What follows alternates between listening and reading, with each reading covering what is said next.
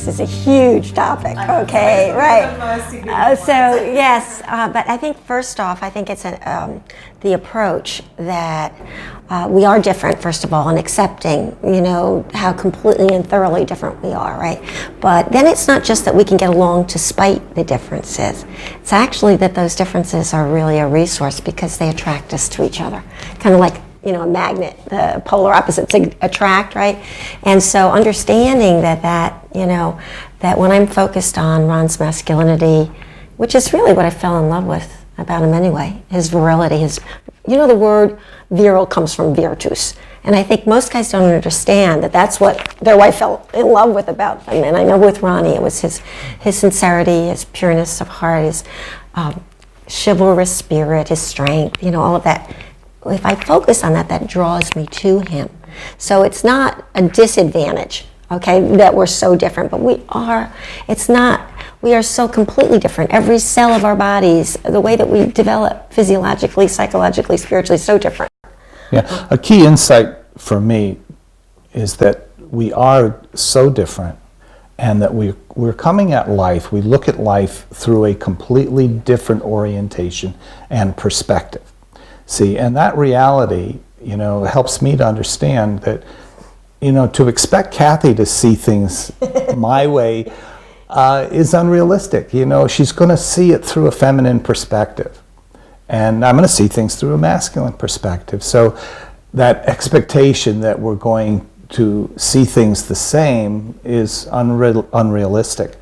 And unhelpful. And by letting go of that and acknowledging that her perspective, her feminine perspective, is just as valid as my masculine perspective, and to look to see what I can learn and draw from that rather than just rely on what's comfortable for me in my masculine skin, opens me up to new possibilities that didn't exist before. See, and I think you can't love what you don't know, okay? So I think there's a real responsibility to learn the other. And part of that is the physiology of how they're wired, their hearing is different, their eyesight is different. The sciences are replete with it now, so it's really a fascinating subject. Right. But the more I study and understand Ron, the more I can love him, right? So that's, the first part. The answer to the question, the answer to the question of what's the most significant difference from our experiences is the way that men and women naturally seek to achieve intimacy or to get close to one another, right? They're very different. And we don't often acknowledge or are aware of the other's preference and what is most comfortable and for them. We also don't think they're both equally valuable and virtuous. So, a woman's preferred way of getting close or achieving intimacy is going to be deep verbal communication, on a feeling level. We love to talk, okay, and we love to be listened to, right?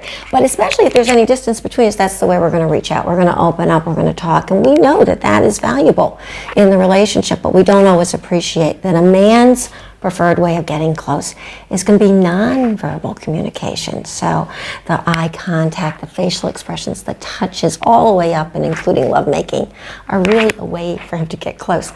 I like to joke about the fact that, once I feel close to Ron, which I've achieved by, talking, then I'm very happy to celebrate it by making love, right?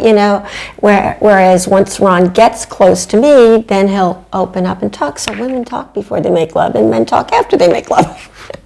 But we don't always appreciate that, and that they're equally valuable and equally virtuous and have to be honored.